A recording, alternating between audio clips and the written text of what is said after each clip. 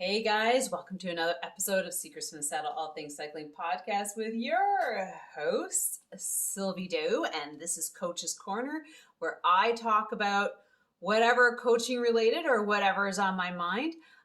But today, I just want to let you know how amazing you are and that I think you're just the most amazing person, and I want to wish you a happy week, right? Or better yet, a happy weekend. I hope you're being active this weekend. You're taking on a project that you've been putting off.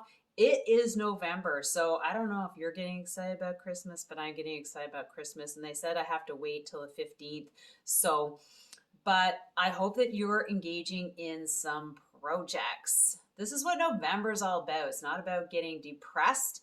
It's about diving into the things that we've been putting off because we enjoy our hobbies, or if you don't have hobbies, this is a great time to look for one.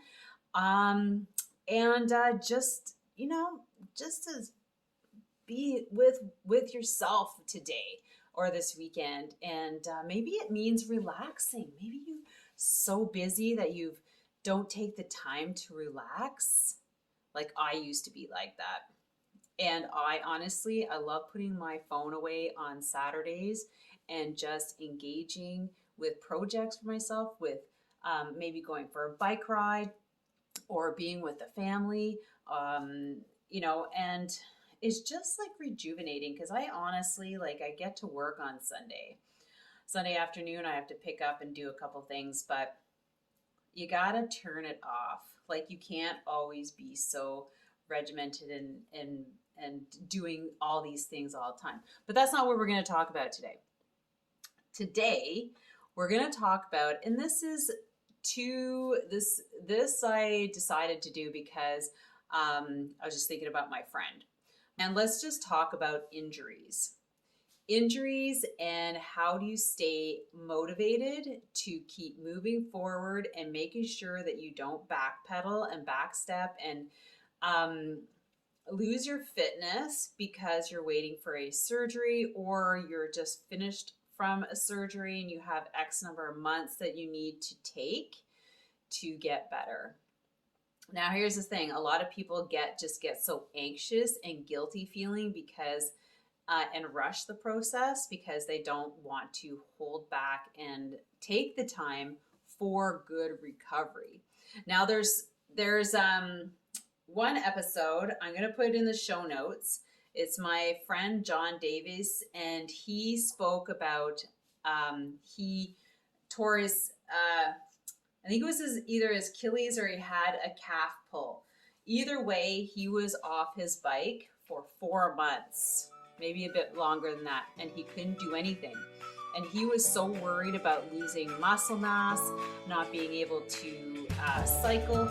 And what his coach told him was... Hey, let's take a mini break because I have to tell you about this unique online cycling coaching program that's going to blow your mind.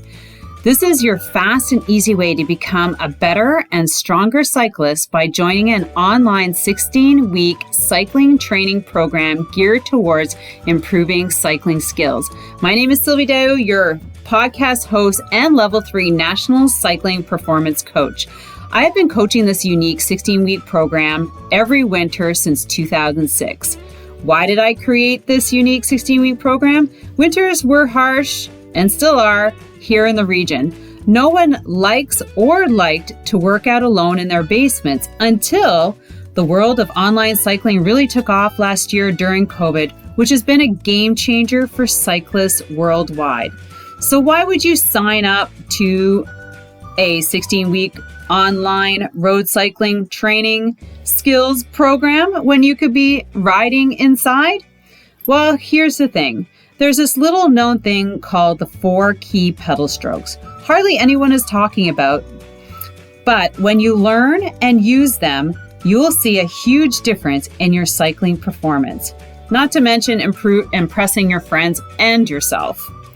First, why are you training on a trainer this winter anyways? What are your goals? Do you want to get faster? Could it be moving from 18 kilometers an hour to 20 kilometers an hour? Do you want to win that sprint? Are you looking to get stronger on the hills? Do you want to now be the first to the top, not the last? Is it your endurance base building?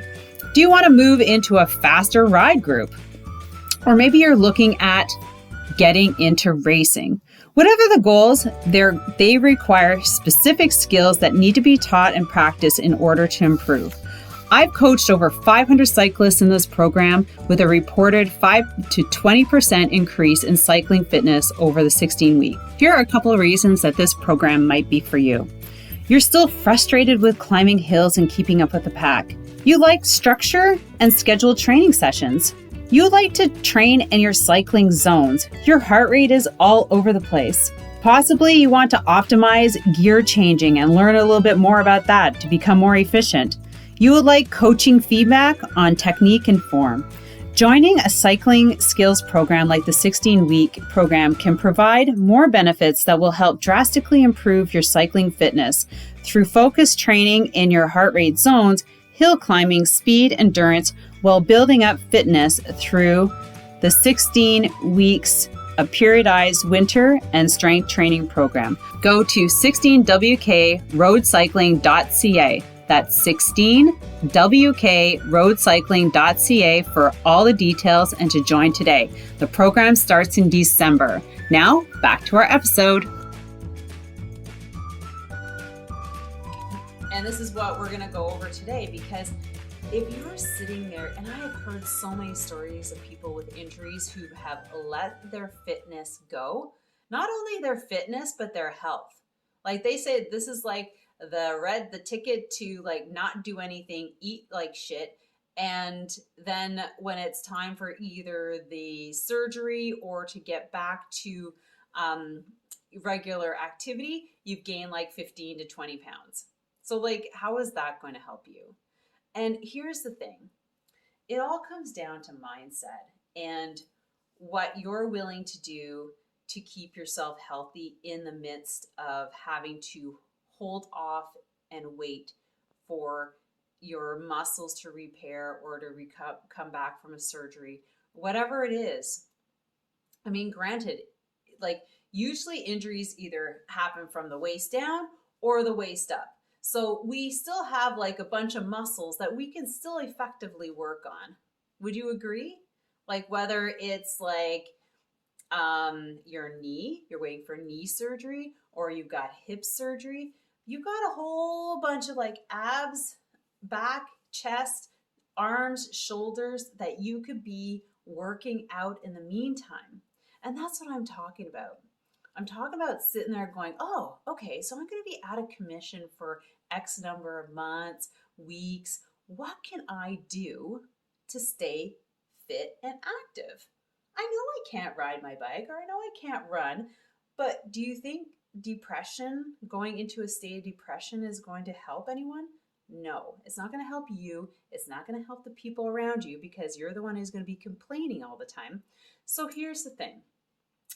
Let's think about switching that mindset and going, okay, all right, now what can I do now that I'm either I can't, I'm injured of some sort? What can I do? Well, okay, let's talk about activities, exercises, things that you can do, and getting into an organized like schedule during your week where you're going to do these things. Right? So instead of sitting around and moping and whining and like making everybody's life miserable and you're the victim and you're this and you're that because you can't, you feel so hopeless and you haven't exercised and it's killing your mood and whatever your excuse. Like honestly, just look in the mirror and go, what can I do today that's going to help me? That's going to help me get stronger when I make my comeback. That's going to help me, strengthen something that maybe I haven't had enough opportunity to do. Or maybe there's something that I can do that's going to help my recovery accelerate my recovery, right? There's always something, like always. You just have to think hard enough and want it bad enough, right? It's the want factor. You gotta want it bad enough. And so that's what I want to talk about. Number one is like the exercise. Exercises. What can you do? Can you walk? Can you can you get into like doing more strength, upper body strengthening, engaging the core? Maybe you have some hobbies like over exercise. Like, what can you do that you've been putting off that now you're stable and you can't go anywhere? What can you do that can keep you motivated, entertained? And then there's the nutrition part. I don't know how many people I've talked to who've, they've broken their arm, or maybe they had like their ankle is broken, and for whatever reason, they can't do anything. And so they just continue eating like they were eating when they were active, and they gain a whole bunch of weight. And then there's a problem. So here's the thing. If you're talking about torn muscles, broken bones, what do you need to eat to help that? There's protein. You can eat a lot of protein, and that can help your muscle development. It can help avoid losing your muscle mass, right? Because protein in helps develop and build muscle. And if you're doing a little bit of workouts, you can actually get quite good gains, right? So increasing your muscle protein intake, which is also going to help your bone density, right? And that's a good thing if you just broken a bone, which can really accelerate your recovery process. If that's what you're looking to do, like, okay, I just had surgery and I'm going to be out of the bike for like 8 weeks. And what if you did that and that actually helped you repair your bone repairs itself a lot quicker, and then you're on your bike faster? What if that would happen, right? So think about it. Protein intake. So my friend John, so he's a guy, right? So he probably weighs about 180 pounds, whatever. Now, what his trainer told him was for him, right, to increase his protein intake to 200 plus grams a day. Like, that's a lot of protein, right? But the thing is, and I'm going to put his episode in here, and you go listen to it. If you're sitting there and you're injured and you're like, oh, what do I do? Listen to his story, because he actually gained muscle mass, and he was waiting. He was off his bike. He had surgery, and he had a trip to Mallorca, I think, like in 4 months. So of course he wants to go to that. So this is what he does. So his recovery time like exponentially accelerated. He built muscle mass, which helped with the muscles around, like on his body and around that area, and he was able to go. So think about this. Like, don't just sit in the couch and go, oh my God, like, what am I going to do for 2 months? No, be proactive about it. That's all I can say. Be proactive about your recovery process. And so there's people who follow the doctors, and I'm not saying, don't go rogue, but there's a lot of common sense out there that we know can help, like we know certain things will give you that result. We don't have to have a doctor tell us that or discourage us from doing that, right? And then it's just about keeping your positive attitude, right?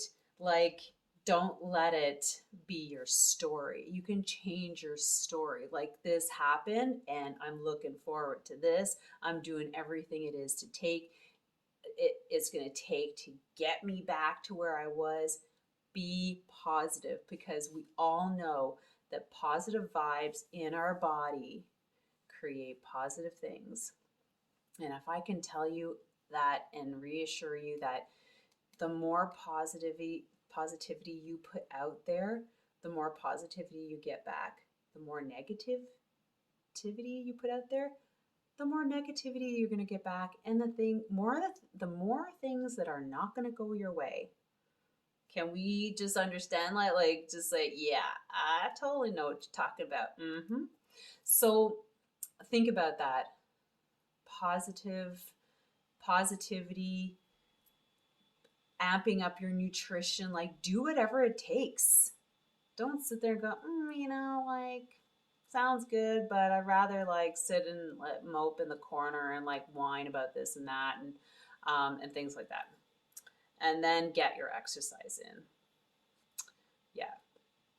So I'm just talking about like, typical sporting activity accidents, right? I'm not talking like a car accident when you're, hanging out in the hospital bed. I'm talking about stuff that you have control over. So where you are still mobile to a certain extent and you can do things. So I hope that helps, because I can't express how we can take control of our own lives and trust that we know what we're doing, or just asking someone for a little bit of advice. But yeah, have an amazing day, guys. Thanks for listening. I so appreciate you. And I hope you have the most amazing weekend. And I'd love to know what kind of projects you have on the go.